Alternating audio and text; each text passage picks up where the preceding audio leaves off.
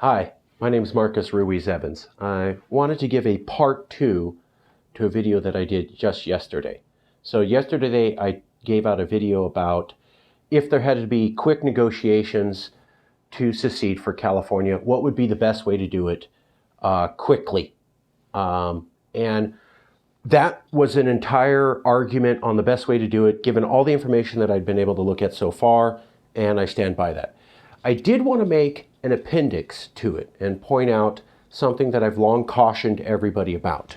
And this is the idea that there's no limit to the return on investment for going larger. So some people feel go as big as possible.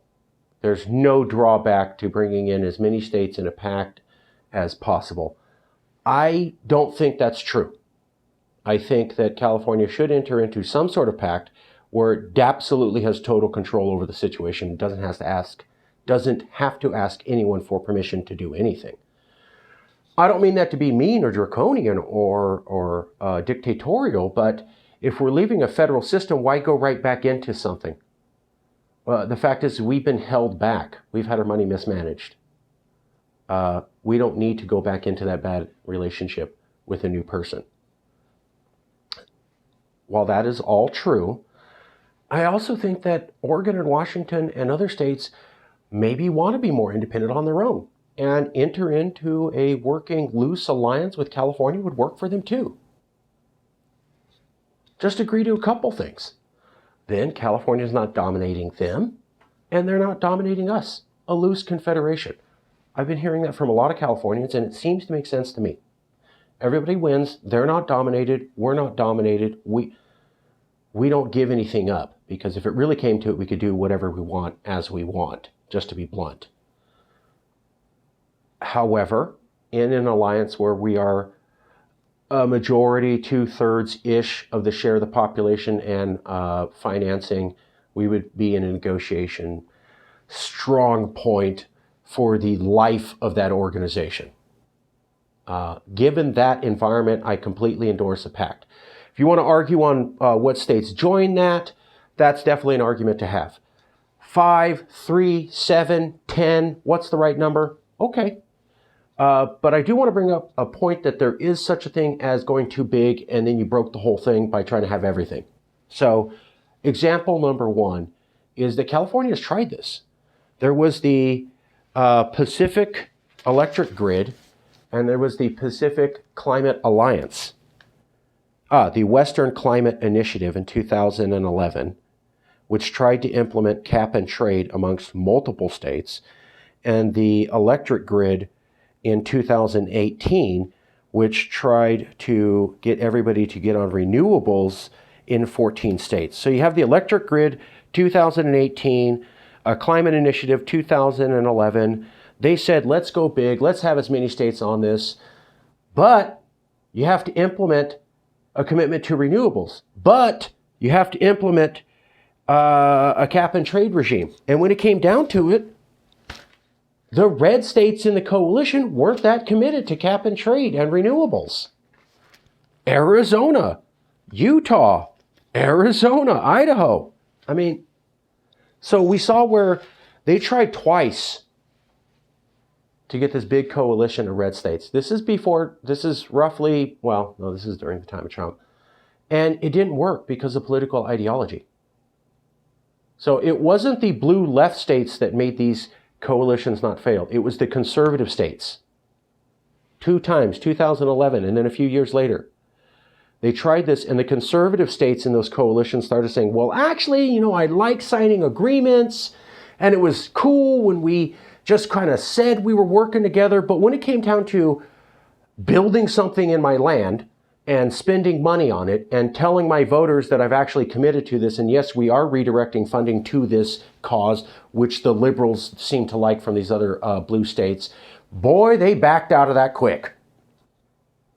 Twice. That was the Western Electric Grid and the Western Climate Initiative. Recent history. But let's also talk about the EU. Now, a lot of people who said, hey, Marcus, Mark, the EU, super successful, gigantic. wealthier than America. So we should go big in a Western pact for California to leave and secede. And I said, well, let's take a look at the EU. You know, the fact is that in 2008, 2010, they almost fell apart. And the world was talking about if the whole thing was going to fall apart. They were talking about a financial crisis. And what they found out was that the southern European states had a different financial culture than the northern European states. So your France, Germany, England kind of felt a certain way that Spain, Italy, Greece, Albania didn't. Whoops! Your whole financial system almost came crashing down because of political differences buried into those cultures. These southern cultures were heavily socialist for a very long time, while the northern European cultures were definitely pushing back against Soviet joint economic and socialist systems. And so they had more of a stringent Western laissez-faire view of money. Whereas the southern European countries that weren't on the border of the Soviet Union and weren't in the forefront of the fight against communism, and who actually toyed with communism, such as Greece, you know, these socialist kind of countries with heavy social programs, Italy, Spain. Spain was a dictatorship. They had that implemented there. And Greece, real stress comes, different financial culture buried into decades of culture for these southern European countries, and the EU almost rips apart. And this is the key thing. The rest of the world looks at that and goes, wow, that thing looks unstable. But they managed to go along until 2020. And then they have a brand new crisis, which is the whole thing may fall apart. Now, everybody's talking about Brexit, but Brexit really didn't do anything structurally to the EU to make it unstable. And by that I mean the EU was so large, it could easily afford England financially just pulling out. The problem was Brexit ignited other people in the EU to think about leaving too.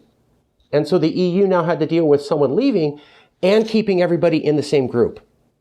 That was the problem.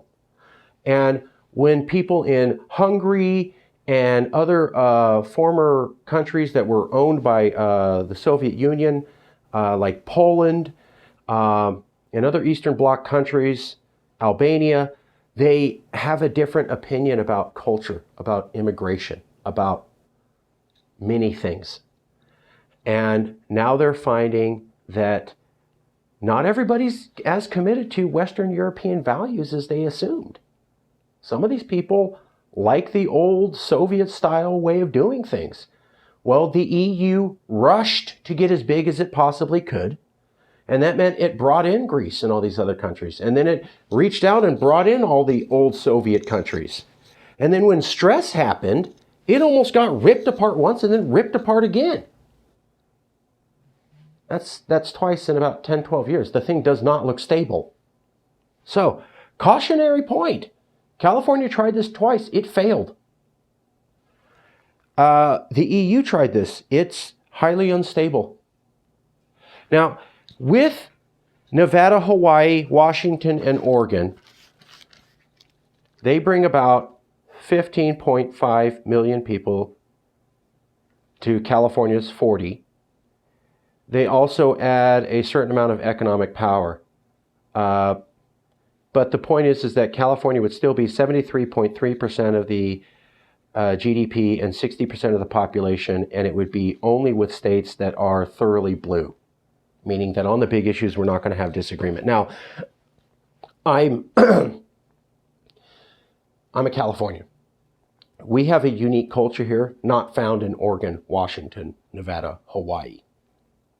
I know that. This is practicality. This is Henry Kissinger style politics of realpolitik, except we're actually fighting for good and not evil like that man was. Realpolitik, we might need to have some sort of pact in order to have enough explosive power to launch into independence.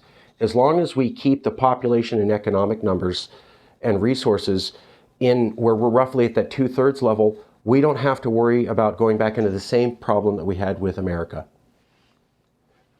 That's basically it. Just think about the right type of size. Now, maybe you want to add a Wyoming, maybe you want to add, I don't know, whoever. But while that's open to debate, certainly be considering unified political ideology, even though California has a different culture than all these other states, even if they're blue. I've always said that. And certainly compared to New York liberals, they're not like California liberals. And then a unified, you can have people who don't go along with the program because you just made it too big. So think about that. This is part 2 of the quick negotiation piece.